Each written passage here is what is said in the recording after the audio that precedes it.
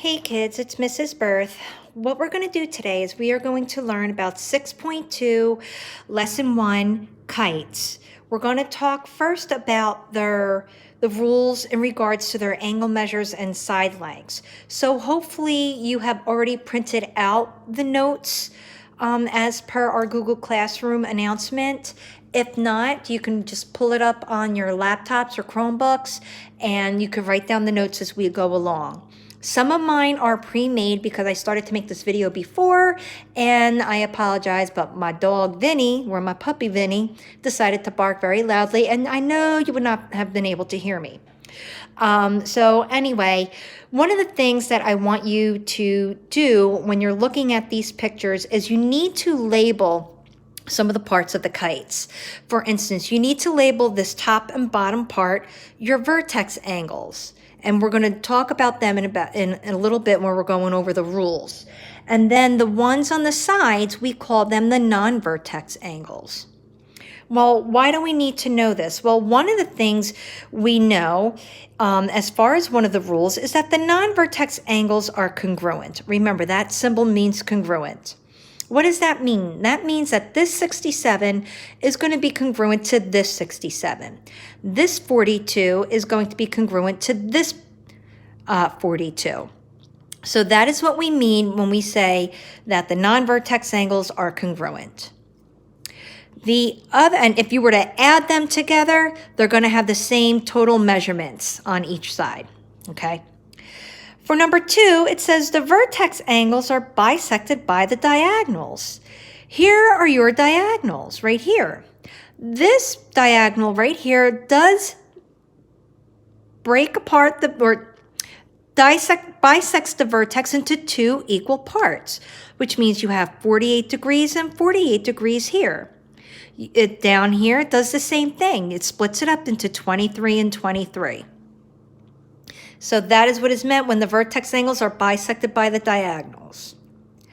The other thing that I hope you noticed when you were looking at these pictures is that the diagonals, when they intersect, they form 90-degree angles.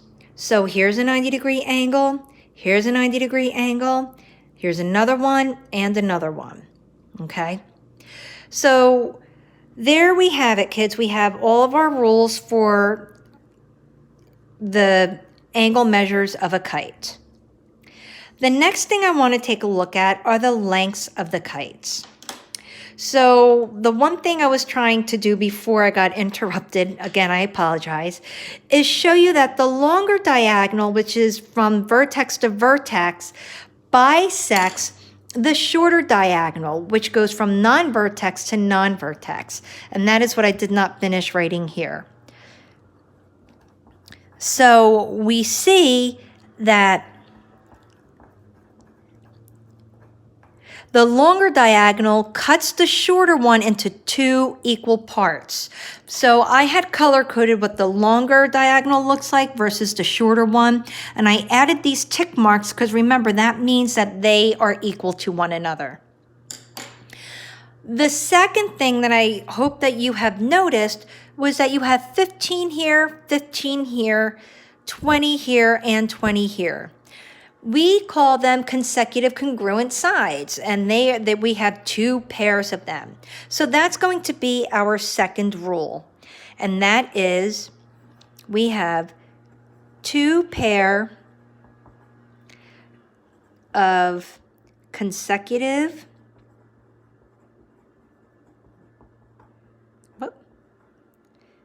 congruent sides. And what I'd like to do here is I'd like to go and put tick marks on those. All right. The other thing that I hope that you see, and we're going to need to know this too, is that the diagonals form 4 right triangles. Because remember, the diagonals create 90-degree angles, which means that we have 4 right triangles.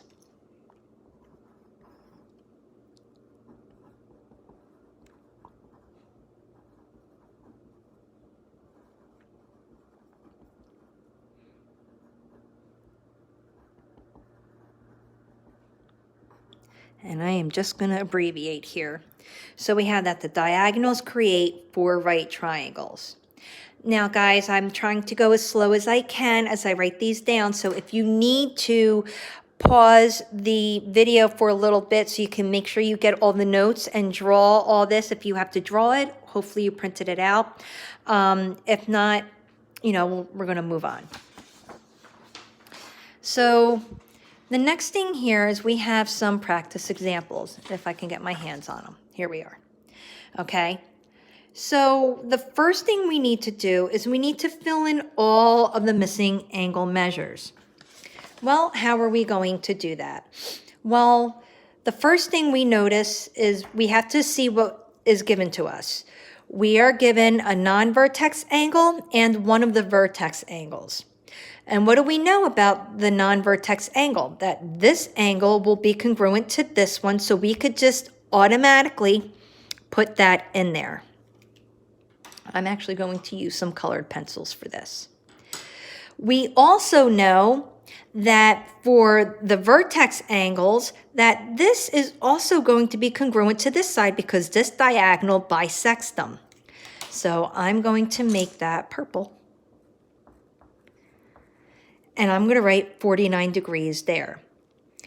Now, what we have to do is we have to find this angle measure here. How are we going to do that? I am going to highlight this triangle in purple. And I'm only going to focus on that triangle for right now. One of the things that I said was we need to remember one of our rules is that it created 4 triangles. Well, here's why. What do all the angle measures of a triangle have to equal? That's right, 180. So how do we find the missing angle here? Well, we have to add up 90 plus 49. And we get 139, and we need to subtract that from 180. And there goes Vinny again. And when you subtract that, you get 41 degrees. So this angle measure here is 41 degrees. And you could always check yourself using a calculator by adding 49 plus 41 plus 90. That has to equal 180. If it doesn't, then your math was incorrect. Now, I'm going to go back to, again, what do we know about the non-vertex angles? That these non-vertex angles are congruent. So I am just going to put a 41 degree over there because as per our rules, that applies. Now we need to focus on the other vertex angles here. Well, we already know that the diagonals make 90-degree angles. So I'm going to put those marks in there for 90-degree angles. Now, how am I going to find the missing vertex angle? The same way I did up here. I'm going to add 52. Can someone please get him? I'm going to add 52 and 90. 90 plus 52. Sorry again for the interruption. Welcome to the birth house. It's crazy. And then we're going to subtract it from 180. So 180 minus 142 is what? 38. So if that side is 38, so is this side. Because remember, this diagonal bisects them into 2 equal parts. So now we're going to do the same thing over here with this kite. We're going to follow the same process that we did over there. We know we are given one of the non-vertex angles. One of the things that we could do is we could highlight the triangle, right? And how do we find this missing angle? Well, we're going to add 90 plus 35. We get 125, and we're going to subtract that from 180.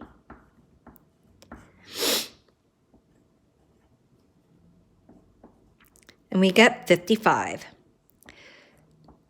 So now we can fill in some missing parts here for this triangle. I'm always going to work with top and then the bottom.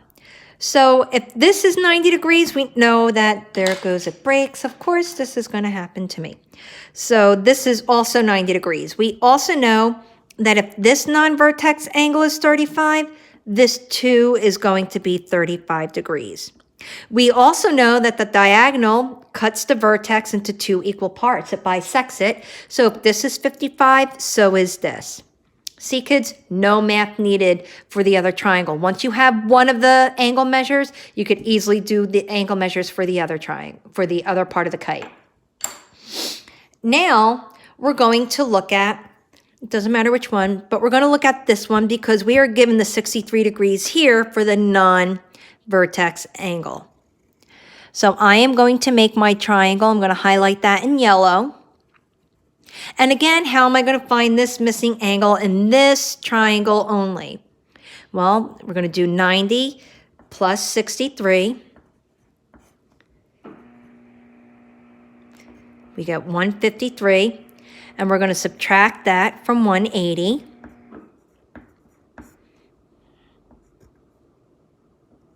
We get 27.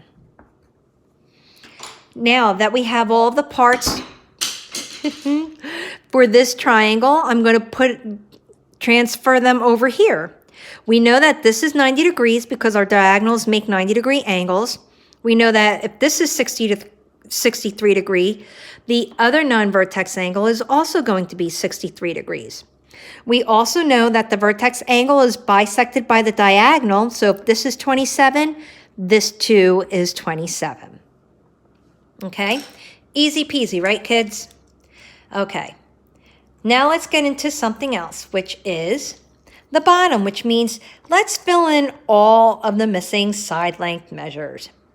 Well, how are we going to do that? Well, remember I told you that the diagonals form four right triangles. So again, I'm going to highlight this one because we are given this part of the diagonal and one piece of the shorter diagonal. We also know that if this is 16, we know that the diagonal cuts the shorter one into two equal parts. So if this is 16, this 2 is going to also be 16. And if this is 13, it applies to both sides when we look at the other triangle. The same thing with this 22. It applies to both sides. So anyway, I have this and I have my 90-degree angle symbol already put in there. What do we know about how to find the missing side lengths of right triangles? What we have to do is we have to use Pythagorean theorem. So we are going to use a squared plus b squared equals c squared. Well, how do we know which one is c squared again? Well, here's our right angle symbol, right? It's always the one across from that. So this is going to be our C. So now we plug in our pieces. We do the Pythagorean theorem. We do 13 squared plus 16 squared equals c squared.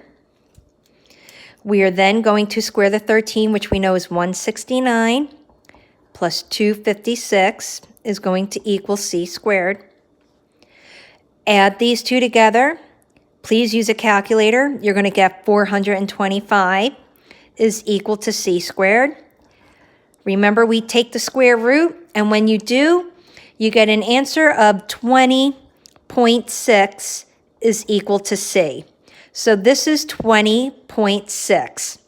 Now we know that that has to be correct because this is the longest side and 20.6 is bigger than 13 and 16. Now we also know that if this side is 20.6, the other consecutive side is also going to be 20.6 because we've already written that piece in our rules. So now what we need to do is we need to focus on the bottom part of our kite, and we're going to use just one of the triangles and kind of follow the same procedures that we just did. So I am going to highlight this one here just because. And I'm going to create my right angle symbol here. And I'm also going to draw that arrow so I can identify where my hypotenuse is. So I am going to, again, use Pythagorean theorem to find that longest side because we are dealing with right triangles and we can. So we have 16 squared plus 22 squared equals c squared. 16 squared when you type it into the calculator is 256.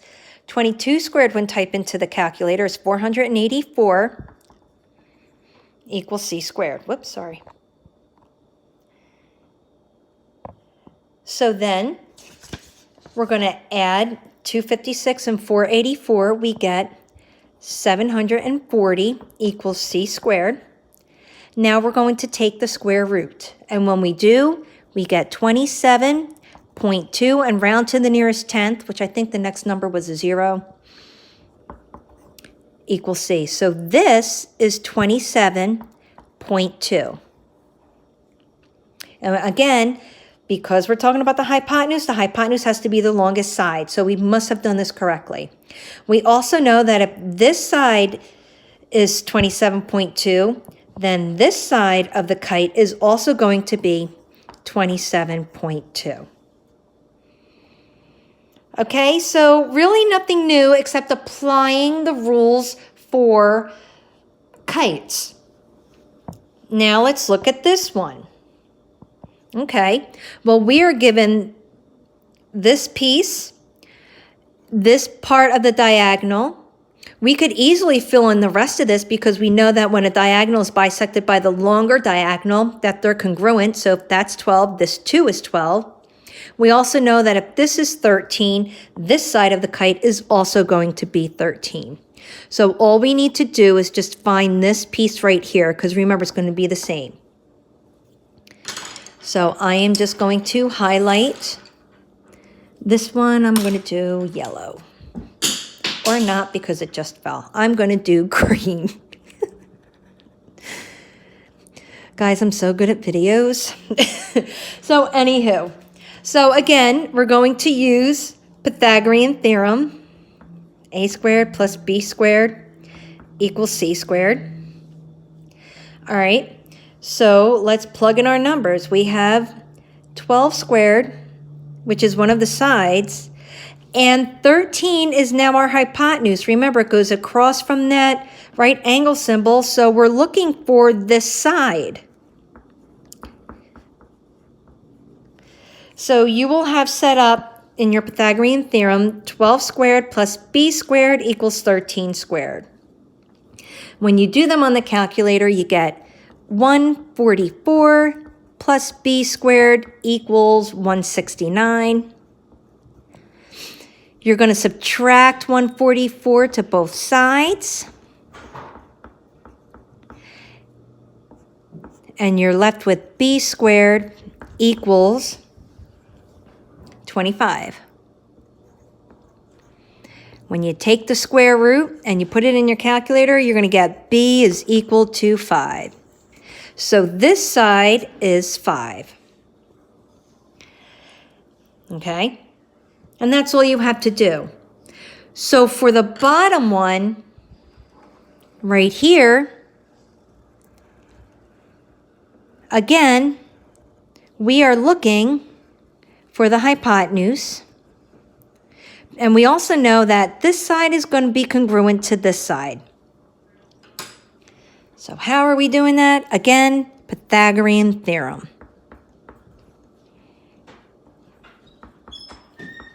Again, we're looking for the hypotenuse, so we have the legs this time. So we're going to do 12 squared plus 20 squared equals c squared. 12 squared is 144. 20 squared is 400. Add them together, you get 544.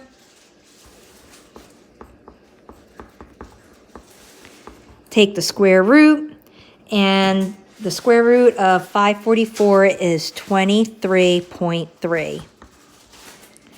So this side of the kite is 23.3. 23.3. And this side of the kite is also 23.3. Again, it is the longest side, so it has to be longer than this side and this side.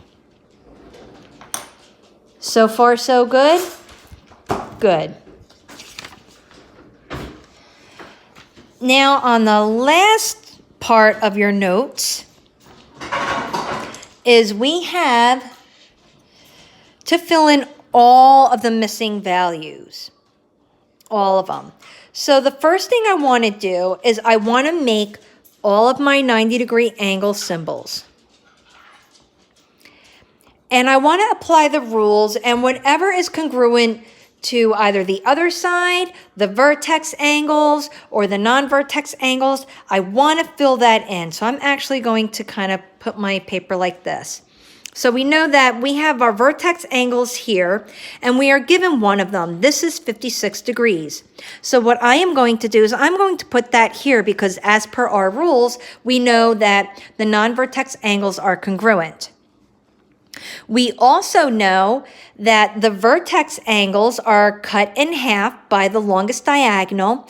So if this is 34, because we are given 34, we're also going to put 34 over here because they are two equal parts. The last thing that we're going to fill in, because we have it, is we have this piece right here, which is 17. We know that this side and this side are congruent. So if this is 17, this too has to be 17.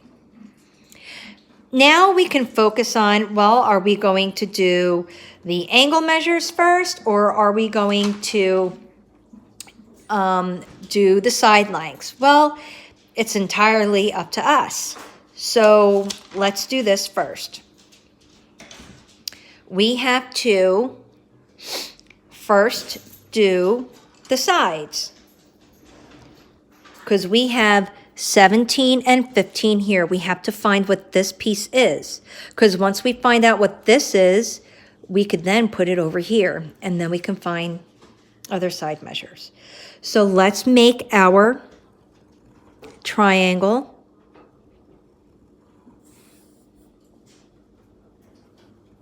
Okay. So with that, we have 17 and 15. So what we're going to do is we are going to use Pythagorean theorem.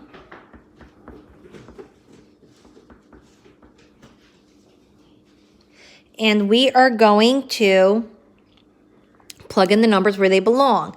We are given the hypotenuse, so that's going to go in our c² part of the formula.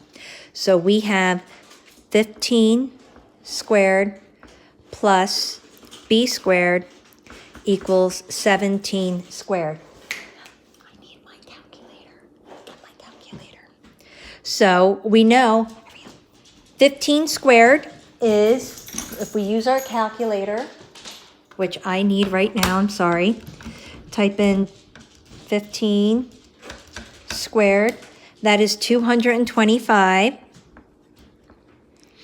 plus b², 17 squared is 289. Now we have to get this by itself, so we're going to subtract 225.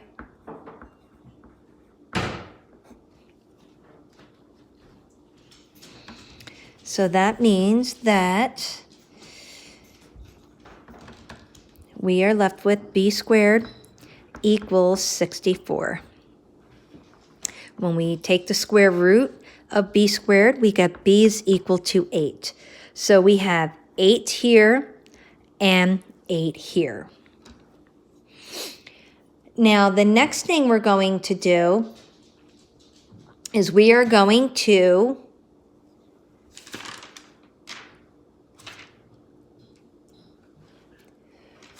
then find, we are then going to find this hypotenuse over here. Because we know that when we do this, this side is going to be congruent to this side. So we now have to find the hypotenuse. So we have 10 squared plus 8 squared is equal to c². That would be 100 plus 64 equals c squared. 164 equals c squared. Take the square root of 164, you get 12.8. Okay, so over here I'm going to put 12.8, and over here I'm going to put 12.8. Now you'll notice that we can't find the other vertex angle because we weren't given one of those. We don't have any rules for that, so we're not going to worry about that, but we had found all of the pieces to this triangle, all of the missing side lengths and the missing angles. Okay, so if you have any questions, please don't hesitate to ask one of us. We will be on Zoom at some point this week. You'll have to refer to the Google Classroom announcements to see what times and which day that'll be happening. So, be on the lookout for that. You have a kites worksheet that you will be responsible for, and please make sure that you also do the IXL geometry and 11, and you get a score of 80. If you are doing the levels, I believe that is geometry is level L. You would have to really see if your IXL isn't doing anything in regards to kites, then I'm pretty sure you're not in the right level. So again, if you have any questions, concerns, or if you have any problems doing the IXLs, please contact us and we will be more than happy to help you. Okay, hope you're all doing well, guys. We miss you, and we will talk to you soon.